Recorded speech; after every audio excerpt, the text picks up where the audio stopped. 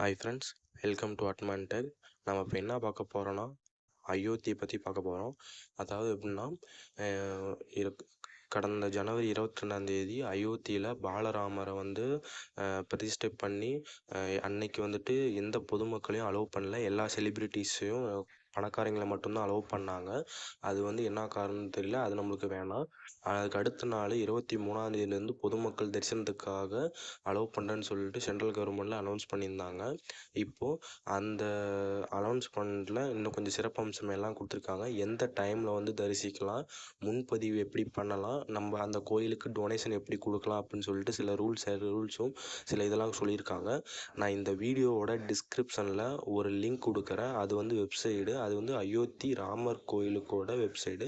இந்த வெப்சைட்டில் நீங்கள் போயிட்டு நீங்கள் முன்னாடி முன்பதிவு பண்ணிவிட்டு நீங்கள் போய் பாலராமரை தரிசனம் பண்ணலாம். அப்படி இல்லைனா நீங்கள் போக முடியலனாலும் நீங்கள் நன்கொடை கொடுக்கணுனாலும் அந்த வெப்சைட்லேயே நீங்கள் நன்கொடை கொடுக்கலாம். இந்த வெப்சைட்டை நான் இந்த வீடியோவோட டிஸ்கிரிப்ஷனில் கொடுக்குறேன். இப்போது இந்த சிலையோட இதை நான் சொல்கிறேன். இப்போ எப்படின்னா, கடந்த 2019ஆம் ஆண்டில் உச்சநீதிமன்றம் உத்தரப்பிரதேச மாநிலம் அயோத்தியில் ராமர் கோயில் கட்ட அனுமதி கொடுத்து தீர்ப்பு வழங்கினாங்க. இதையடுத்து கோயில் கட்டும் பணிக்காக உச்சநீதிமன்ற உத்தரப்படி ராம ஜென்ம பூமி தீர்த்த சேத்ரா அப்படிங்கிற ஒரு அறக்கட்டளை உருவாக்கி அதை தொடர்ந்து 2020ஆம் ஆண்டு நரேந்திர மோடி அவர்களால் ராமர் கோயிலுக்கு அடிக்கல் நாட்டினார். இதையடுத்து கோயில் கட்டண பணி எல்லாம் விறுவிறுப்பாக நடந்து உலகம் முழுவதும் இந்த பக்தர்கள் அளித்த நன்கொடையை வச்சு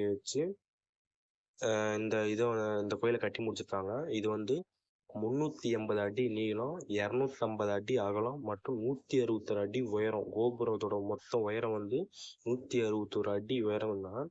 கோயிலில் ஒவ்வொரு தளமும் 20 அடி உயரம் கொண்டு கலை எல்லாமே இது நாகரா பாணியில் கட்டியிருக்காங்க. நம்ம தமிழ்நாடு திராவிட பாணி, ஆனால் இது வடநாட்டில் நாகரா பாணின்னு இருக்கும். இது இருக்குன்னாங்க. இதில் இந்த பாலராமர் சிலை 12:20 அன்னைக்கு நடந்தது. அதுக்கப்புறமேட்டு இந்த கும்பாபிஷேகத்தில் 7 பூஜைகள் பண்ணியிருக்காங்க. அதுக்கப்புறம் கடந்த 17ஆம் தேதி கருவறையில் 5 வயது குழந்தை பருவராமர் சிலை நிறுவப்பட்டிருக்காங்க. இந்த சிலையில் பூஜையெல்லாம் பண்ணி எல்லாமே பண்ணிட்டாங்க. இப்போ இதில் அதுக்கு அன்னைக்கு பொதுமக்கள் யாரும் வர வேணாம்னு சொல்லிட்டாங்க. இப்போ தரிசன நேரம் அனௌன்ஸ் பண்ணியிருக்காங்க. இது எப்படின்னா, 23ஆம் தேதி, அதாவது ஜனவரி 23, 2024 காலை 7 மணிலிருந்து பகல் 11:30 மணி வரை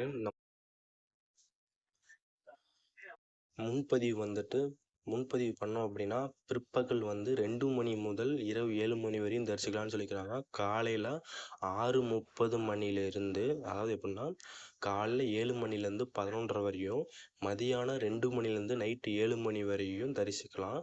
காலையில் 6:30 மணி மற்றும் இரவு 7:30 மணிக்கு சிறப்பு பூஜை நடக்கும். இந்த பூஜையில் நீங்கள் பங்கேற்கணும் அப்படின்னா நீங்கள் முன்னாடியே முன்பதிவு பண்ணால் மட்டும்தான் அந்த பூஜையில் நீங்கள் கலந்துக்க முடியும். அதுக்கான வெப்சைடு நான் லிங்க்கில் கொடுக்குறேன், டிஸ்கிரிப்ஷனில் கொடுக்குறேன். அதை நீங்கள் உள்ளே போயிட்டு நீங்கள் முன்பதிவுக்கு பண்ணி நீங்கள் காலையில் 6:30 மணிக்கும் நைட்டு 7:30 மணிக்கும் நடக்கிற பூஜையில் நீங்கள் பங்கேற்கிறதுக்கு பண்ணிக்கலாம். இதே வெப்சைட்டில் நீங்கள் டொனேஷனும் பண்ணலாம் அப்படின்னு சொல்லிட்டு நன்கொடைகள் கொடுக்கலாம். அங்கே அன்னதானத்து கோயிலோட பராமரிப்பு, கோயிலில் எதுக்காக நீங்கள் கொடுக்கலாம் அப்படின்னு சொல்லிட்டு இந்த ராமஜென்ம பூமி அறக்கட்டளை அவங்களுக்கு அனௌன்ஸ்மெண்ட் பண்ணியிருக்காங்க. இந்த தரிசன டைம் இனி எல்லா நாளுமே கரெக்டாக கண்டினியூ பண்ணுவாங்க அப்படின்னு சொல்லிட்டு சொல்லியிருக்காங்க. இப்போதைக்கு இந்த வெப்சைட்டில் முன்பதிவு இன்னும் ஸ்டார்ட் பண்ணலை, ஆனால் கூடிய சீக்கிரம் ஓப்பன் பண்ணிடுவாங்க. இந்த வெப்சைட் தான். இந்த லிங்க் டிஸ்கிரிப்ஷனில் கொடுக்குறேன், மறக்காமல் யூஸ் பண்ணிக்கோங்க. இந்த சேனலை மறக்காமல் சப்ஸ்கிரைப் பண்ணி வச்சுக்கோங்க. ஏன்னா டெக்னாலஜி பற்றின எல்லா நியூஸுமே, அப்புறம் நம்ம நாட்டில் கரண்ட்டாக இருக்கிற எல்லா இதையுமே நான் உங்களுக்கு இந்த சேனலில் அனௌன்ஸ் பண்ணுறேன். மறக்காமல் இந்த சேனலை சப்ஸ்கிரைப் பண்ணி வச்சுக்கோங்க. Thank you friends.